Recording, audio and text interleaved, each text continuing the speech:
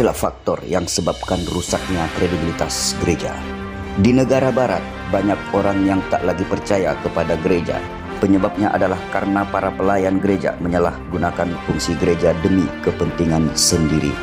Salah satunya banyak gereja yang dianggap menyalahgunakan uang jemaat. Benar atau tidak, hanya Tuhan yang mampu menyelidiki hati. Ini tentu jadi salah satu peringatan bagi gereja untuk kembali fokus kepada tujuan utamanya, yaitu sebagai penata layanan umat. Jika gereja-gereja di Indonesia tidak ingin kehilangan kredibilitasnya sebagai rumah persekutuan orang-orang kudus, bersihkan gereja dari 6 faktor penyebab turunnya kredibilitas gereja.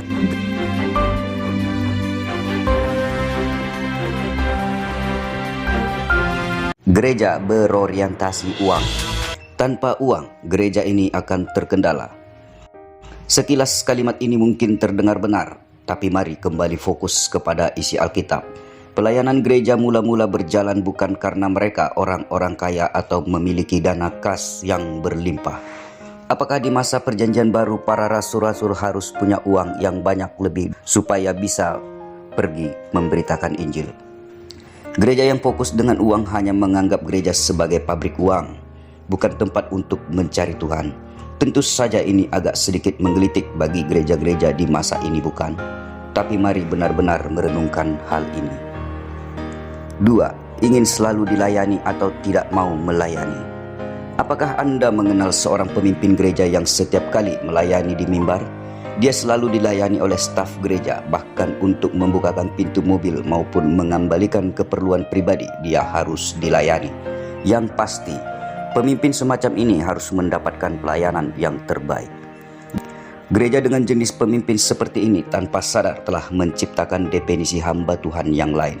Jika di Alkitab kita belajar teladan Yesus yang melayani, maka sebaliknya di gereja kita melihat pemimpin gereja justru dilayani dengan sangat baik. Hal serupa juga bisa terjadi kepada para jemaat. Mereka menuntut untuk selalu dilayani dan enggan untuk melayani orang lain. Sebagian gereja dipimpin oleh generasi tua. Mereka selalu mendominasi semua pelayanan gereja, sementara generasi mudanya tidak pernah dilibatkan sama sekali.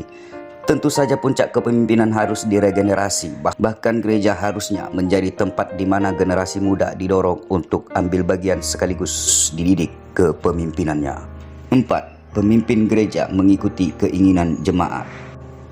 Pelayanan setiap pemimpin gereja harusnya digerakkan oleh panggilan yang ia dapatkan dari Tuhan.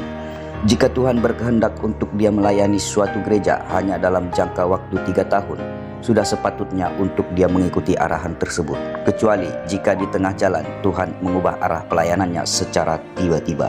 Tetapi menjadi keliru ketika pemimpin gereja memilih bertahan hanya karena ingin memenuhi keinginan jemaat.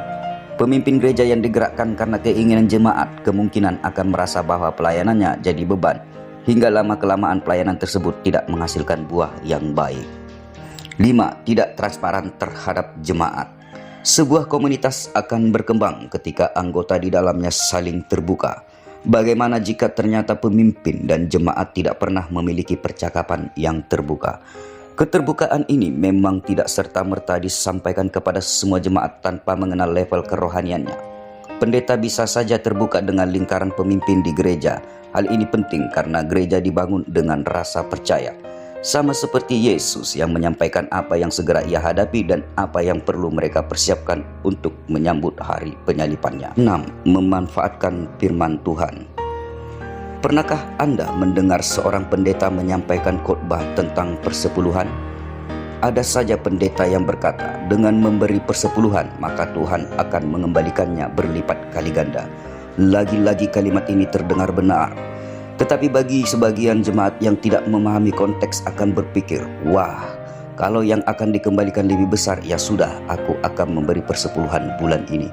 Sementara Alkitab mengajarkan bahwa memberi persepuluhan bukan tentang apa yang akan kita terima kemudian, tetapi memberi persepuluhan bicara tentang seberapa taat kita kepada firman Tuhan dan seberapa paham kita tentang konsep hak milik Tuhan.